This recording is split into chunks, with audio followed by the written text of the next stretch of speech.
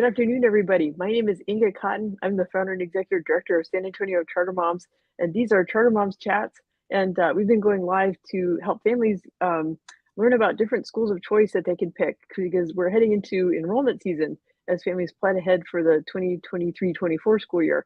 And we're also finding out about openings that that schools currently have. Okay, let me adjust my screen just a little bit. Brian, hello. But actually, let me introduce both of our guests. So Brian Daigle is the headmaster of Great Hearts Online, and Andrew Shahan is the director of microschools at Great Hearts Nova. So Andrew is a repeat guest. Back in the spring, we talked about Great Hearts Microschools specifically. Brian, I have not met yet until just now. So hello, Brian. It's good to meet you.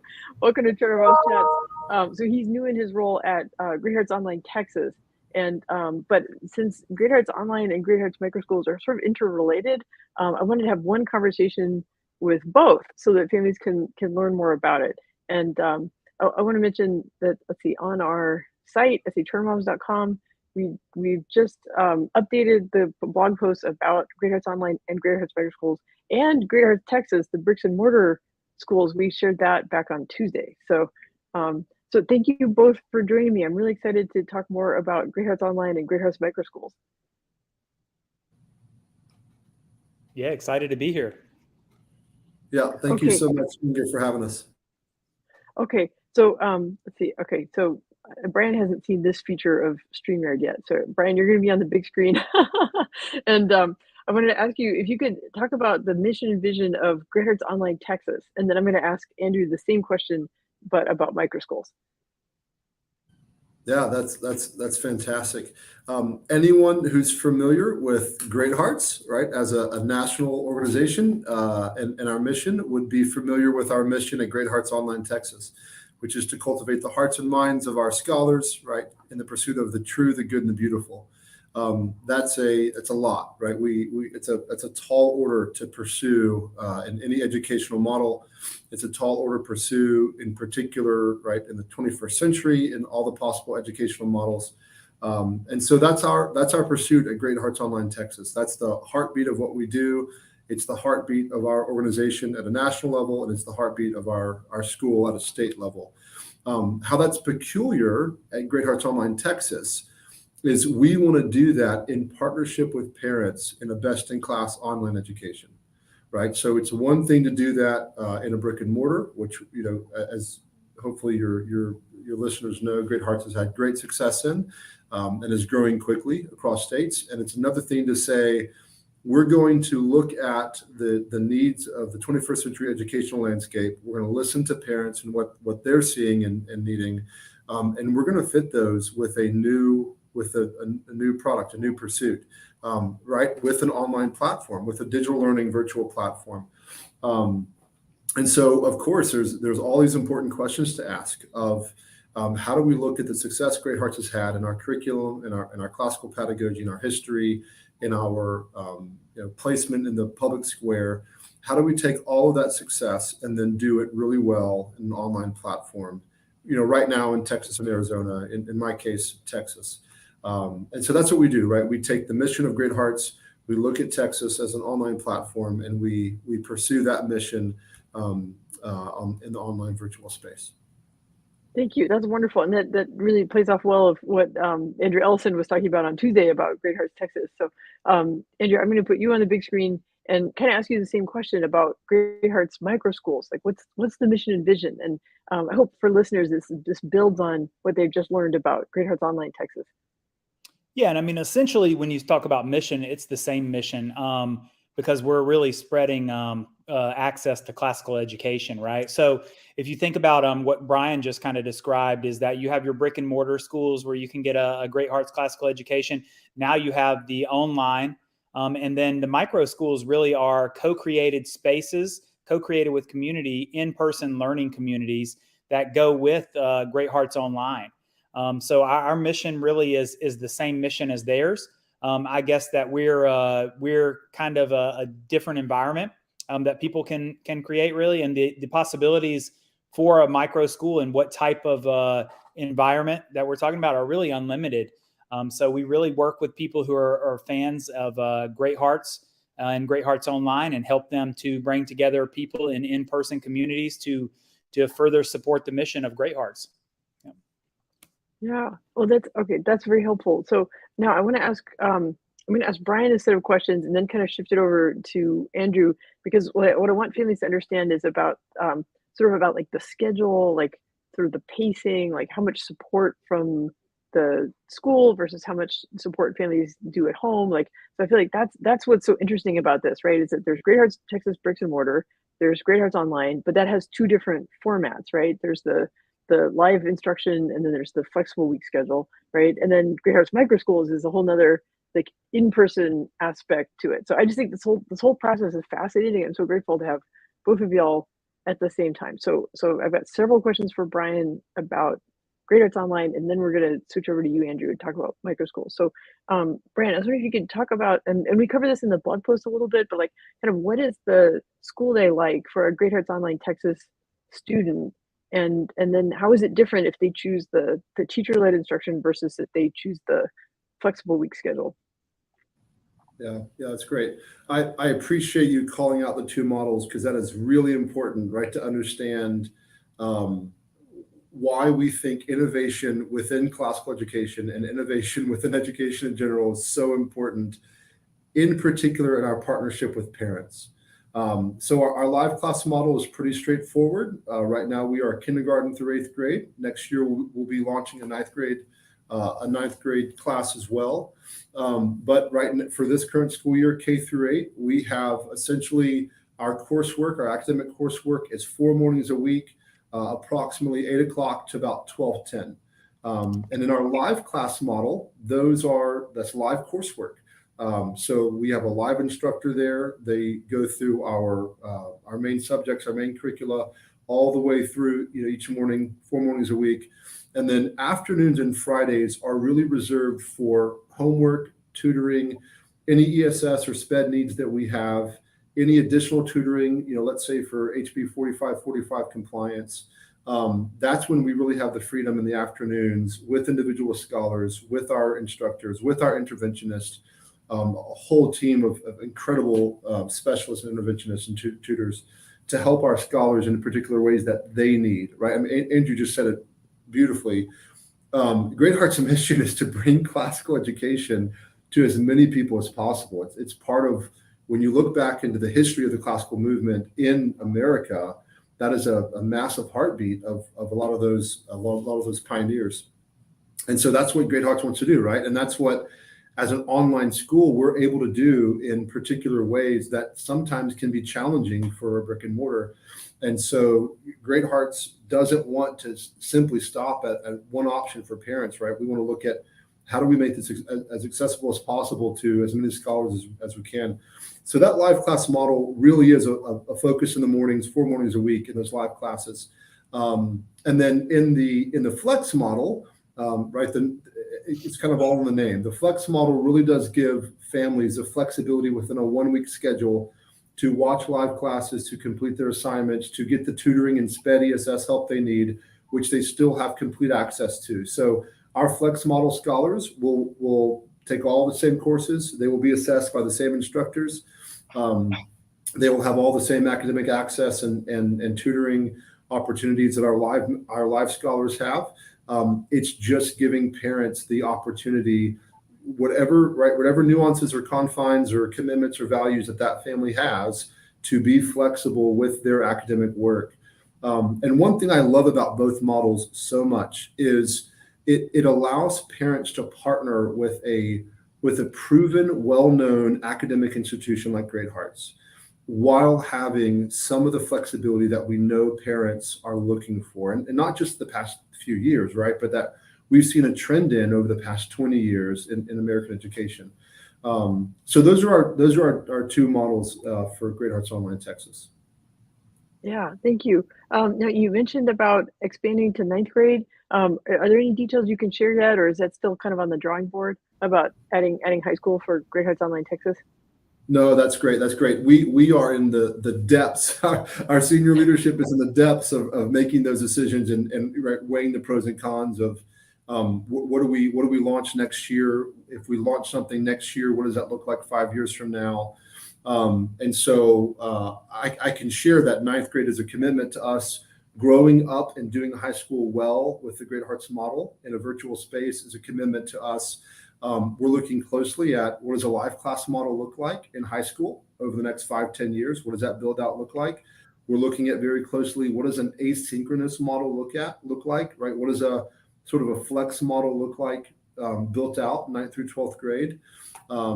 I think the most exciting thing for me is just watching the right conversations and the right questions being asked and the right conversations taking place to make sure that we're as close as we can, seeing the need, seeing the right build out for our values, for what we think virtual education should look like in classical ed.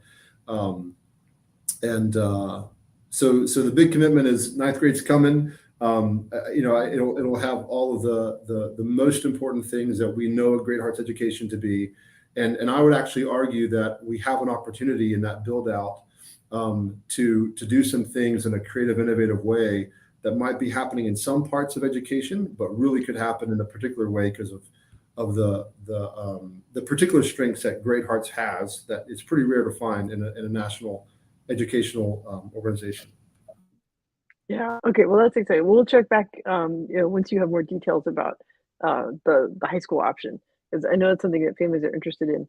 So my next question is directed at Brian, but it's also kind of a segue into talking with Andrew, because I think one of the concerns that parents have about online school and that parents experienced a lot during the pandemic with the sudden shift to virtual school is like, how do you have a sense of community? How do you build relationships among students, between students and teachers, between parents and teachers? I know it's always been like schools that are dedicated to online education have always had techniques for cultivating these relationships that emergency Zoom school didn't have. So I always remind people that like what we experienced in March of 2020, despite all the hard work and sincerity of the teachers and school leaders, that wasn't true online education. That was an emergency response. But I wonder, can you share like what are some of those strategies for building relationships, building community, and what you can do in the Great Hearts online model? And then I want to ask kind of Andrew, like so what does Great Hearts Microschools offer that's a little different than that? Yeah. So I think there are three components to this question, or at least three components to this answer, right? The first one is, as an educational institution, it doesn't matter if you're online or you're in person. If you don't value community, it's not going to happen, right? So the first step is we have an organization that values community, right? We have a team both at the brick and mortar level and at the virtual online level that really does value community and relationship building among human beings. That's the first thing that has to happen. The second thing is there's a question of building community in the classroom online, and then a question of building community outside the classroom offline, right?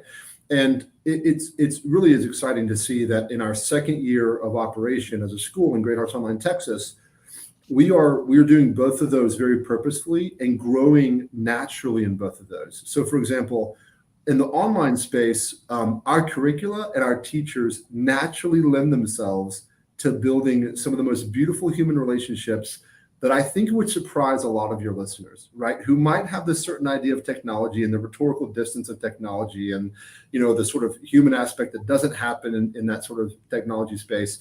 But when I go visit a classroom and I see the ability for a teacher to introduce their scholar to things in their home, or for a scholar during an assignment to go find personal items in their home to bring in, that cannot happen in a brick and mortar, right? Like when our second grade class takes a 5-minute break and some of the scholars go and get their pet and bring them over and show them, like, talk about a personal touch that that's not a part of the curriculum, right? It's just great teachers with a great curricula who care about the human nature of their scholars and growing that well. So that's the kind of first aspect is we just value relationships and community. Second, we grow it in the classroom with our teachers and our curricula. And then third is This is what Andrew and his team are working so hard at and doing so well in, which is how do we create geographical, local relationships based on who is in our school, right? Not just, hey, we're going to, give you the coursework and then you guys can build community. But what Andrew and his team are doing is how do we leverage those relationships in the classroom and bring them and organize them and help parents organize them in the local community. And that's, I think, part of the massive value proposition that micro schools, among many other things, bring not only to our online coursework, right, but also to what education could look like across a state as big as Texas. Yeah. Well, thank you, Brent. That's the perfect segue. So let me bring Andrew on the screen. So I think one thing that we try to stress in the blog post is that all the families who participate in Great Hearts Microschools are also already in Great Hearts Online, right? And they're, what Brian talked about, like where like a teacher, she'll be playing on her recorder, the kids play on their recorders, the dog walks across the screen, there's all that like show and tell. It's like that. There's those fun things about the online community, but then there are clusters of families in certain geographic areas, and they're able to start to get to know each other, right? And then with Great Hearts Microschools, there's even more things that they can do together, right? Yeah, I mean, I was about to say with, you guys mentioned the pets and things, you could actually bring your pets to the micro school, right? I mean, that's the kind of beauty of micro schools. I've been working with micro schools for like 5 years, started one of my own and kind of led me to this world and help. It's amazing to help families in Texas to try to create environments that they want. So, when you have a big school, a brick and mortar school, there's certain rules and restrictions and things you have. Those things kind of loosen up and you get new opportunities. Brian made a great point. I do think a lot of people undersell relationships, how strong they can be online. Maybe not. I think people now, especially if you have kids, you're noticing that your kids, my daughter's friends with so many people around the world. From Discord, right? And different channels. And I think it's cool. So, you embrace those things. And I think similar type thing in an online environment. And then in an in-person environment where you can literally make it whatever you want. You don't have the same rules and restrictions. So if your school wants to have a dog, you could have a school dog, Also, too, these micro schools could be at someone's house. And in fact, the first couple that we had were at people's houses. And, I use the word micro school because it's a big catch-all. You could use the word pod. You could use the word co-op. There's a lot of different things. And we're tinkering with a lot of different families on what they want. Some of them meet every day of the week. Some of them have pods that meet 2 days a week, micro schools. I mean, really still just trying to figure out, again, from the micro schools perspective, we're really trying to serve the families and get them what they want, right? So yeah, the community aspect of that obviously is pretty easy to see, getting people together in person. Brian had mentioned one of the major, so all students in Great Hearts Micro Schools are Great Hearts Online students. They have to be in Great Hearts Online first, then you can be in the micro schools. You can build a community. But we also work with Brian and them on just generally building community. So we've got a series of meetups that we throw every month. And so in Texas, like we tried to identify 6 spots, right? So obviously we went with the 6 spots where we had, the heat map where we have the most students. You've got DFW, you've got San Antonio, different areas where 6 different spots where there were the most students for Great Hearts Online. But really we've pushed past that. And then, so we were like, hey, this month we're all going to a park. So we'll work with parent ambassadors, people who want to say, hey, I'll take the lead. I'll carry the flag to the spot and everybody can rally around there. We've done trampoline parks, skate parks, different things that the communities want to meet up. I was just in a meeting earlier today and we're talking about service projects, right? So how can we have these series of service projects? So these series of meetups that are going on around the same time. Sometimes the parents in different areas change them a little bit different times, but basically same day, all these meetups are happening in different parts of the state. So really, in my mind, like I kind of think about like a gym membership, right? Like, hey, there's different and maybe different levels of it. And so you can take part, there's all these, if you have the membership, Great Hearts Online, you can get into all these different things, meetups, micro schools and pods, really just exploring like what this could be. So, and in fact, we had the original 6 areas. And I think the last time we were up to like 9, 10 areas where people are like, hey, let's do, I want to throw some of those in my area. Right. So really, I love how my work gets into like empowering the parents and the communities and really just think a lot of Great Hearts for really thinking about it that way and trying to run it from that end as well. So not just from our end, but also from a parent's end, and how can we meet those and join them together? Yeah. Yeah, it's so exciting because it's really breaking the mold about. I mean, I was pretty excited back in like 2011 when I heard that Great Hearts Texas was coming, to San Antonio, and right, and now there's clusters of brick and mortar schools in San Antonio, in North Texas, right? There's expansion to right, Louisiana, to Florida, but but this idea that, I mean, Texas is a huge state, right? We have Huge. 254 counties, Yeah. right? So Yep. a child in any of the 254 counties can have access to classical education curriculum through Great Arts Online. And then if they can round up enough friends, then they can have a micro school, and then they can have like an in-person science experiment, right? Or like you said, they could have meetups, they could have service projects, they could, Yeah. yeah, they could have And, dog day. and each community too, the beautiful part is, as someone who's ran brick and mortar charter schools, right? You really do have to use kind of like a formula for that, right? Like it has to be, what works. You've got it. But when you start to look at communities individually, they all have different strengths, right? So you can really build on the different strengths of the community. So again, it kind of goes with this strengths-based approach, right? So what is it that's special about your community? And those things are really, really a lot easier to bring in, and make specific instead of trying to prescribe it to everybody and run it from this area. So it's really about bringing the best parts of each. And like you said, Texas is not only big geographically, but also it's super diverse in terms of what's going on and available throughout the state. Yeah. So, Andrew, I'm going to ask you to share some stories of families and students you've observed through Great Hearts Microschools. And I'm going to ask Brian the same question about Great Hearts Online. But, Andrew, can you talk about, like, there are some Great Hearts Microschools up and running, right? There's a few in Arizona. There's one in North Texas. And so, what are you observing that like this kind of unique culture that emerges from each microschool? Well, I mean, yeah, like you said, they're all kind of different. The most recent one we've had get up and going is actually in Houston, and it's a mom with she actually had 4 kids.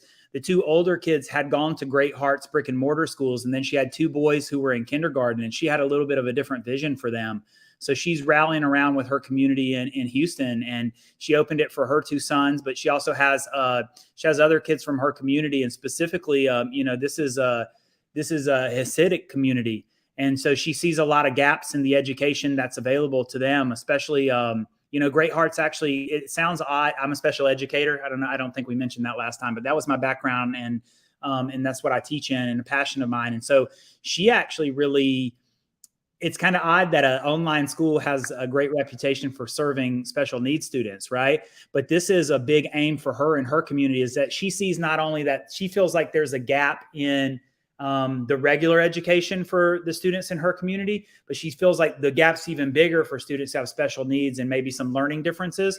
And so she's really taking that as like the concept and really trying to put together something that serves kids who might otherwise be not served as well as they could. So she's really targeting that, and that's really cool. From my heart, I think that's an interesting thing to see develop. But these can be anything. These can we originally, a school in Arizona started and wanted to have a drama focus, right? And so this was something where they were like arts focused. And we had another one that we were and they do Farm Fridays. We were trying to locate on a farm, ran into some challenges with that, but still a dream. And I know myself from doing this for the past 4 years here that you just got to keep going and with your little community and find things. And sometimes when one door closes, another one opens. Very different from, again, a brick and mortar school where if you got that's displacing 500 to 1,000 kids. So that's a big thing. But, you displace 10 kids. Well, we might think of something unique and it might end up better. So you can kind of move around, be nimble, take advantage of what's being offered.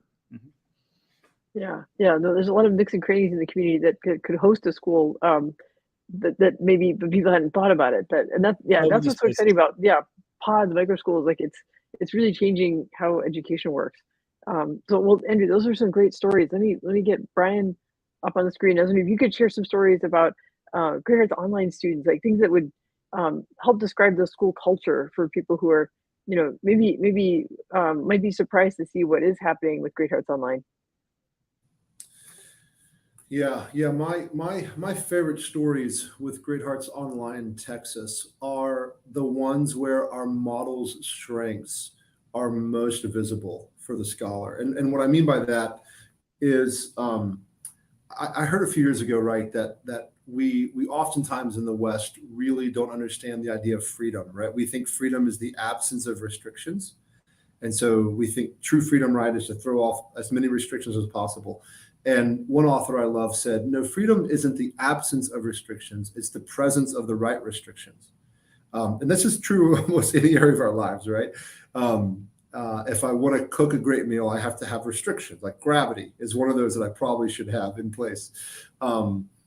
It's interesting. I love watching scholars and families flourish in the boundaries that they commit to with the Great Hearts curriculum and a Great Hearts online time commitment, and yet having the freedoms within those restrictions, within those boundaries they commit to do the things they love, right? So we have scholars who are just incredible athletes and are soaring in their individual athletic competitions, and they're able within the freedoms they have in our curricula and in the virtual online space to receive an incredible education and to actually focus on those athletics, those sports that they could have a real future in, or that just they're made for, their hearts inclined to do. The same is true of our SPED and ESS students, right? Andrew mentioned SPED and ESS assistants, and it has been a welcome surprise this year to see how many scholars we are able to serve in a peculiarly successful way because of our online platform and how quickly we can move a scholar between interventionists, right? Rather than pulling them from a classroom in a physical space, moving them around. Like there's a cost to that, right? Pro and con. There are good things and bad things that come with that. And yet, what a surprise to see how well we can serve our scholars who have special needs, who have ESS, IP requirements, in ways that would be really more challenging in a brick and mortar. Scholars who might have certain behavioral expressions, right, that show up in a brick and mortar in a particular way, when they're on our online platform, or even when they have the sort of schedule that we provide for them, right, 4 mornings a week, they focus on their academic work. This isn't unprecedented in the history of education, right? Like adjusting a model, or even like in a child's formation, when are they most fresh, right, to do their academic work, like mathematical computation and reading and dialogue with their neighbor. So my favorite stories are watching parents realize that this is so doable for them, when really this idea, perhaps what they thought of homeschooling, was never even in their wheelhouse, right? Or they were afraid of it because of the virtual component. Those are my favorite. Those are absolutely my favorite. And it's not that the challenging parts are not also enjoyable, right? To help a family work through these sort of things. But when you see that true freedom and parent partnership and scholarly, success happens within those right confines, it's just an exciting thing. Yeah, well, that makes sense with my own observation. So, my son is on the autism spectrum, and there were times where it was almost a trade-off. It's like, oh, he needs this service, but the disruption of pulling him out of class was so upsetting to him that, like, there was a point where at one point we declined speech therapy after a while because it was just too stressful. And just the logistics of that, especially a child on the autism spectrum, where transitions are a big source of stress. So. I can see that, like, there's real practical benefits about scheduling and availability, and also like the specialist doesn't have to be in the same building, so you can really, you're bringing in people from all different states, all different countries, and they're all on a team, to support the students. And then in the Facebook group, like we've seen, a lot of interest in homeschooling, but also fear about what if there's gaps, what if I'm not good at teaching math, or what if I've forgotten everything about trigonometry that I ever learned, and then knowing that, there's Great Hearts curriculum that the families can use for support, and there's Great Hearts teachers, who are demonstrating things. So it's kind of that it's an in-between stage between just drop your kids off at the school and then picking them up at the end of the day, versus homeschool, where like a parent feels like that whole burden is on their shoulders: selecting curriculum, lesson planning, evaluation, socialization. Like it's just so much to carry. Yeah. I often say that I'm the most spoiled headmaster in Great Hearts because my ability as a hiring manager to look across the U.S. and hire the best talent, and to recruit the best teachers. I'm not confined to geographical location. So I mean, a lot of that's true, not just in the hiring process for us, but also in our in how creative that we can get with our schedule and our models. And I think that's only going to be highlighted when we start to really dig into creating a more asynchronous model, right? When we look at the next 3 to 5 years, 10 years build out of a more asynchronous model and what that could mean for families, I think those strengths are only going to be highlighted. And frankly, those are questions that are already being asked by families. And I think we have a responsibility as educators to dig into it and try to answer those as creatively and virtuously as we can. Yeah. Okay. So I'm gonna put both of y'all on screen, and then this is where we talk about so what I hope is that families listening to this or looking at the blog post, they're getting excited, they're getting curious, they want to learn more about Great Hearts Online and Great Hearts Microschools. So I have some little banners ready to put up on the screen. So maybe Brian can go first, and then Andrew. So Brian, I'm gonna ask you so what are some good ways that families can learn more about Great Hearts Online Texas? Yeah, that's wonderful. The first thing would be to go to our website. Of course, it's always there. It's always available to you. 10 minutes before you're going to bed, jump on the website and just dig, right? Just look around and learn. That's a great place to start. You can learn about the things that we value the most, the way that we conceive of parent partnership. Greatheartsonline.org is fantastic. The second step would be to join us for one of our info sessions, right? We're going to be having in the next 3 months, we're going to have info sessions coming up for prospective families. Reach out to our growth team. Reach out and come join us for one of our informational sessions. And any questions you might have, we're happy to answer them. Short of that, I would say join us as lifelong learners in this great love we have to both be educated and to educate, right? So if you see a book on our reading list, pick it up and read it, right? Try to wrestle with why we value that so much, not only for our kiddos, but for our society and for our culture. Yeah, that's wonderful. Okay, so Andrew, are there also there's also a website for Great Hearts Microschools and info sessions, things like that. So and are y'all are still recruiting for potential microschool founders, right? Yeah, we're primarily now still recruiting, but also trying to build through the current families that we have with our meetups and things, and really help them develop communities. This whole concept of we went with the founder concept, and that was pretty successful. But it really, we're looking for communities to come forward as well. So everything Brian said, about look at the website, that's great. Also, too, I'd say our Facebook page.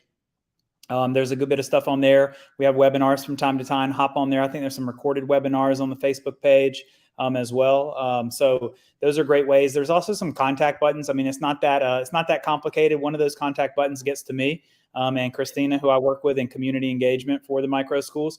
So I mean, we talk to literally people from all over the nation all the time. So it's a lot of fun. So yeah, reach out if you want to find more. You can learn about it on your own, or you can get in contact with us, and we'll set something up to talk as well. Mm-hmm. Okay, so the website for Great Hearts Microschools, it's greatheartsmicroschools.org. It's also linked on the Great Hearts Online website. Yeah, and you can go from Great Hearts Online. Yeah, and I think there's an interest form on the website. Like Andrew said, there's contact information on the website, and the Facebook pages and the social media accounts are always updated with these like glimpses into what the school culture is like. What families are up to. It's really exciting. Okay, well, I think we've covered it. I hope that this has gotten families excited and curious to learn more about how they can access classical curriculum outside of a bricks and mortar school. They can do this in their home, but with support and guidance from expert teachers, and they have the flexibility, whether it's the live instruction, whether it's the flex schedule, or like through these community events and through pods, that they can build a strong sense of community in their education environment. Yep. It's all happening, Inga. It's all happening. And it's good to meet you virtually, Brian. I hope, and actually, I've never met either of you in person. So actually, Andrew, where are you geographically located right now? I'm in Atlanta. Right. Okay. And then Brian, you're in North Texas? I am in Southeast Texas, right outside of Beaumont. Oh, got it. Okay. All right. I guessed wrong. Okay. So, but that just shows like the power of this model that you can draw people from all across the country, and and I'm sure, and the Great Hearts Online model continues to grow, which is really exciting. Okay. Well, thank you all both very much, and I look forward to getting updates about as like new Great Hearts Microschools get founded, and as Great Hearts Online expands into the high school grades. So, thank you all both very much. Awesome. Thanks for having us. Thank you for your time, Inga. See you, Brian. All right. Take care. I agree.